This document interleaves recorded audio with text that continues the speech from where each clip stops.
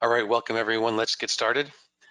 This is Dan Limmer from Limmer Education. Tonight we're going to talk about National Registry Review. And don't want to put too much time between us and some good test question practice. So I'm just going to tell you a couple things about what we're going to do tonight. We're going to spend about an hour together in the question section in the GoToWebinar control panel. Please feel free to ask any questions you have. We will have a question and answer session at the end of the night. And we will send you the recording. If you've registered for this, you will be able to listen to it again for the rest of the month or so. And for those of you who have signed up for continuing education, a new offer for us, you'll have to submit a survey. I'm going to give you a web link at the end of this. You do have to attend live to get credit for the CE. So if you're listening to this later, sorry you won't be able to get that. And it's time to move on to do some more. So I'm Dan Limmer. Had the good fortune to be in EMS for, well, a long time. I write several textbooks. If your EMT book was yellow, most people don't know the names of them. That's my emergency care EMT textbook. The 14th edition is out now. I've been doing that for 9 editions. I love to teach and I love to help people pass the National Registry. I'm a full-time educator at Galveston College here in sunny coastal Gulf Coast, Texas, and speak at conferences around the world. So as we move forward in this, there's been a recipe that I've used for a long time in helping people pass. And I really have come to believe that there are 3 components. And we're going to work on all of those components tonight. First, on the left side of your screen is content knowledge, right? You've really got to have paid attention in class and studied and know the content of your class, whether you be EMR, EMT, AEMT, or paramedic. It's important to have that foundation. Now, on the right-hand side of your screen is understanding National Registry questions. People who submitted questions before this presentation started, many of them had to do with, I've taken the exam 1 or 2 or 3 or more times in the past. Now, while the knowledge is important, there's a lot of times I find that people don't use good exam psychology. They rush, they don't understand the question because they are different than the questions you had in class. And sometimes the biggest bang for your buck that you can get to pass the next time is how to understand how these questions are written and how to decipher them. And we're going to talk about that tonight as well. And then finally, in the middle, this is a little bit more abstract, but I hope I can help you with this tonight as well. It's mojo. I do think you've got to believe you can pass. If you're one of those people who said, I'm here because I'm taking it for my blank time, I failed it before and I'm going back. There's a certain part of this that I believe you need. And spending this hour together is going to give you some information to help get that mojo together, right? Very important. So there's a lot of bad information that you're getting out there about the National Registry. Now, I am not employed by the National Registry. I'm going to say some things that are nice about the National Registry, which might be different than what you've heard.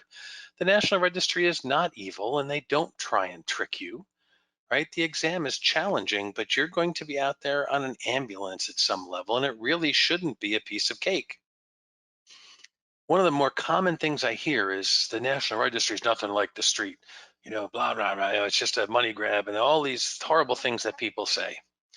Well, it actually is like the street. And I think that I can prove it to you with some National Registry style questions I'm going to show you tonight. Now, all those negative things you hear, they affect your mojo. They affect, if you go in thinking this exam isn't any good, it's going to trick me and you go in with a bad attitude, it's not going to help you pass it all. I'll tell you that right now.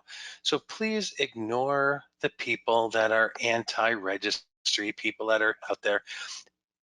And what you have to do is you have to go in and pass the exam to get your certification so you can go to your state, get your card and go out there and do good things.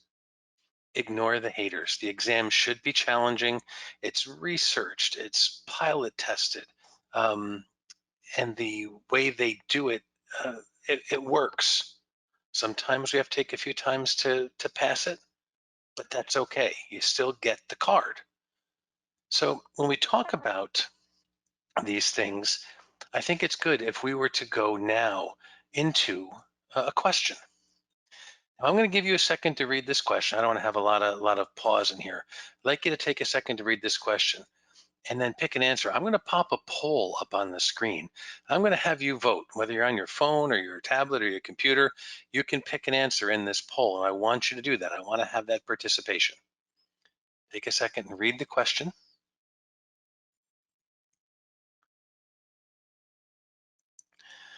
A 26-year-old male complains of increased breathing difficulty over the past 2 days. He tells you he's been coughing frequently.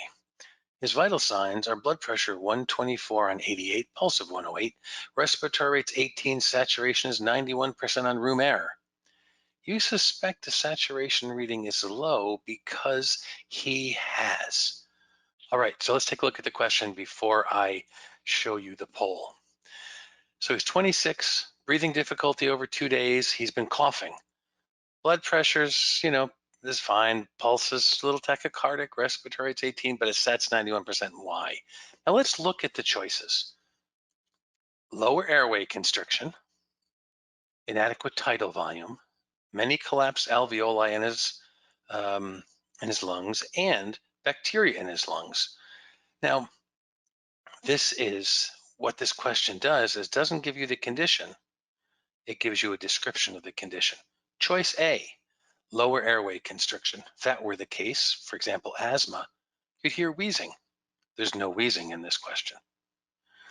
B, inadequate tidal volume.